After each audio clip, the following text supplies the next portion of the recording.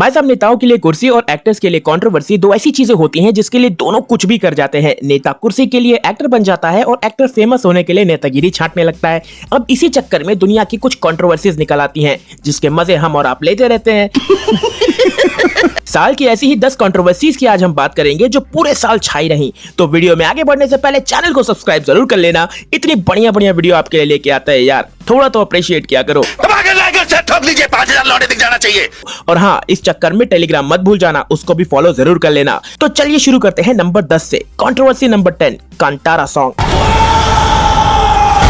ये फिल्म जब तक नहीं आई थी तब तक किसी ने भी इसकी बात नहीं की थी, लेकिन जब फिल्म आई तो किसी ने इसकी बात करना बंद ही नहीं किया। उन्हीं बातों के बीच में एक कंट्रोवर्सी भी हुई। इसका मोस्ट फेमस सॉन्ग वराह रूपम पर एक बैंड ने कॉपीराइट का केस करते हुए अपने गाने नवरसम की कॉपी बता दिया। ओटीटी से प्रोड्यूसर्स और मेकर्स को गाने का ओरिजिनल वर्जन हटाना पड़ा। केस चला, हुम्बाले फिल्म्स और मेकर्स ने कानूनी लड़ाई लड़ी और मार सोशल मीडिया पर हुई कि यार ये गाना कुछ अलग अलग का सुनाई दे रहा है बे। मैं कहाँ हूँ बहन? हाँ, वही वाली शिकायत जो तुम सब कमेंट्स में मेरे लिए लिखते हो। लेकिन कुछ दिनों की लड़ाई के बाद फाइनली कांतारा ने वो केस जीता और उस गाने को दोबारा स्ट्रीमिंग प्लेटफॉर्म पर एज इट इज डाल दिया गया। अब इन सब के बीच में सस्पेंस में वो रह गए जिनको यही नहीं मालूम है कि कांतारा है क्या। Control. Controversy number 9, Rashmika versus Kannada audience. ऐसा बोला जाता है कि नया नया स्टार ऑडियंस की मार ज्यादा खाता है। नेशनल क्रश रश्मिका के साथ कन्नड़ा ऑडियंस का ऐसा 30 का 36 हुआ है कि कन्नड़ा इंडस्ट्री में उनको बैन तक करने की डिमांड हो गई है। दरअसल उनसे पूछा गया कि क्या उन्होंने कांतारा देखी, जिसके बाद उन्होंने बोला कि देखी तो नहीं है लेकिन देखेंगी। बॉलीवुड फिल्मों के लिए ये आम बात है, ऑडियंस ये आजकल देख ले बहुत बड़ी बात है, लेकिन ये ठहरे साउथ फिल्मों के फैंस ऑफेंड हो गए। फिल्म ना देखने के लिए कन्नड़ा इंडस्ट्री से बैन तक करने की डिमांड कर डाली। हर बयान पर बवाल हुआ। उसके बाद हुआ ये कि वो टोटल बवाल में ही चली गई, यानी बॉलीवुड में आ गई, जहां उनकी गुड बाय बॉक्स ऑफिस पर धड़ाम हो गई। इस साल तो विकी कौशल का भी दुख खत्म हो गया, लेकिन इनका नहीं खत्म हो रहा। देखा आपने लापरवाही का नतीजा है। Controversy number 8, RRR versus Ratna Pathak Shah. RRR वो फिल्म थी जो आई बाद में और छाई पहले। पहले उसके ट्रेलर ने रिकॉर्ड बनाए, फिर बॉक्स ऑफिस पर उसके कलेक्शन ने रिकॉर्ड बनाए, और जब पर्दे से उतरी तो दुनिया भर की नजर में चढ़ गई। अमेरिकी और अंग्रेजों के बीच पसंद आने लगी, ऑस्कर वॉस्कर वाली बातें भी चलने लगी। लेकिन इसी बीच रत्ना पाठक शाह का एक बयान आया कि ये फिल्म रिग्रेसिव है। क्या रे? हिंदी में मतलब मत पूछना, वो तुमको ज्यादा दिक्कत दे देगा। रत्ना पाठक शाह का कहना था कि ये फिल्म हमको पीछे की ओर ले जाती है। अब राजा मौली ने कहा कि एक बार चल के देखे तो कि पीछे चल क्या रहा है।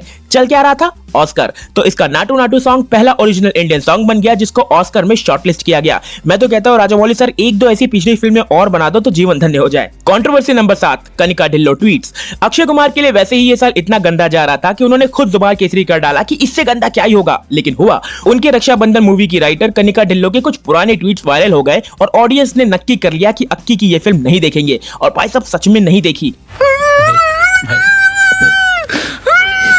लोगों की भावनाएं आहत हुई और उन्होंने प्रोड्यूसर्स को आहत कर दिया। इतना आहत किया कि ये अक्षय कुमार की ऑल टाइम डिजास्टर्स की लिस्ट में आ गई। इस पूरे चैप्टर से ये सीख सबको मिल गई कि अपना कॉन्सेप्ट क्लियर रखो भाई। क्रोम की हिस्ट्री डिलीट करने से पहले पुराने ट्वीट डिलीट करो, नहीं तो इलोन भैया जैसा पैसा कमा लो कि कल को ट्विटर खरीद सको। महंगा दोनों तरफ से पड़ेगा। कंट्रोवर्सी नंबर 6, बेशरम रंग। पहले जमाने में गाने एंजॉय करने के लिए होते थे, आजकल आंदोलन करने के लिए बनाए जाते हैं। पठान का पहला गाना बेशरम रंग रिलीज हुआ तो कपड़ों से लेकर कलर तक की कंट्रोवर्सी हो गई। इतनी ज्यादा कि गाने ने व्यूज के रिकॉर्ड्स तोड़ डाले। मेरे को समझ में नहीं आ रहा है कि अगर गाने से इतनी दिक्कत है तो ये कौन लोग हैं जो गाना देख रहे हैं। ऊपर से गाने के प्रीमियर पर शाहरुख भाई के फैंस ने मास्टरपीस लिखना शुरू कर दिया। अबे भगवान से डरो बे, और कम से कम घर वालों से तो डरो। कंट्रोवर्सी नंबर 5, रणवीर कपूर के जूते।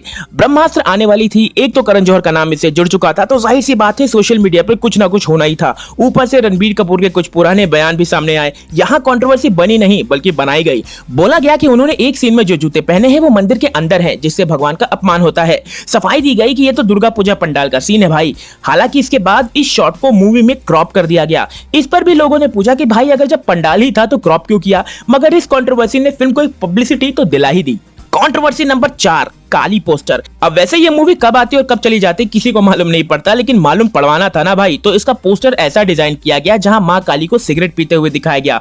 उत्तर प्रदेश में इनकी डायरेक्टर पर सेक्शन 153A और 295A के तहत FIR भी कर ली गई।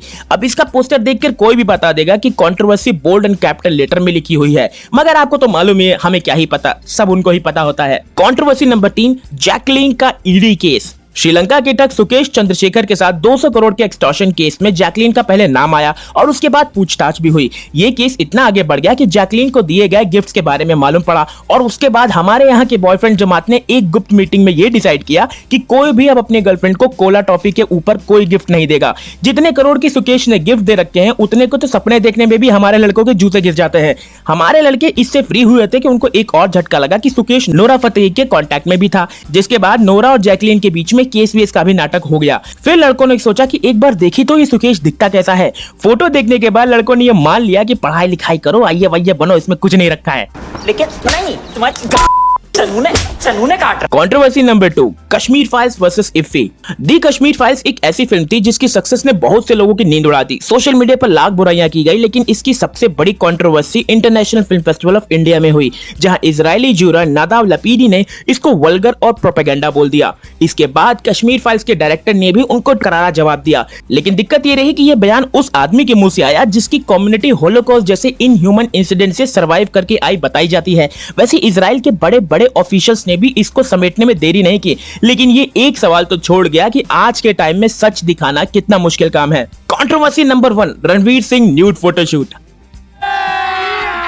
अभी मजा आएगा ना भिड़ो। अब इस पर क्या ही बात करें, इस पर तो सिंपैथी आनी चाहिए। इतना अमीर आदमी पहली बात तो नंगा हो गया, ये समाज के लिए चिंता का विषय है। क्या हम एक इंसान को 2 जोड़ी कपड़े नहीं दे सकते? तो देखो भाई, इस साल रणवीर सिंह ने अपना न्यूड फोटोशूट करवाया जिसमें मस्त घड़ियाल की तरह बंदा फ्लोर पर लेटे हुए है। अब उसको लेकर देश में ये बवाल हो गया कि क्या बताएं। एक साहब ने बोला कि इसको जेल में डाल दो, तो किसी ने बोला कि इसको कपड़े दे दो। अब सवाल ये आता है कि कपड़े दे भी तो कौन से कपड़े दे और किसके कपड़े दे? ये तो बेडशीट लपेट के अवार्ड लेने चला आता है। तो फिर मुंबई पुलिस ने पूछताछ के लिए इनको बुलाया, जहां रणवीर सिंह ने बोला कि उनकी किसी फोटो के साथ छेड़छाड़ हुई है। You very चालाक ब्रो।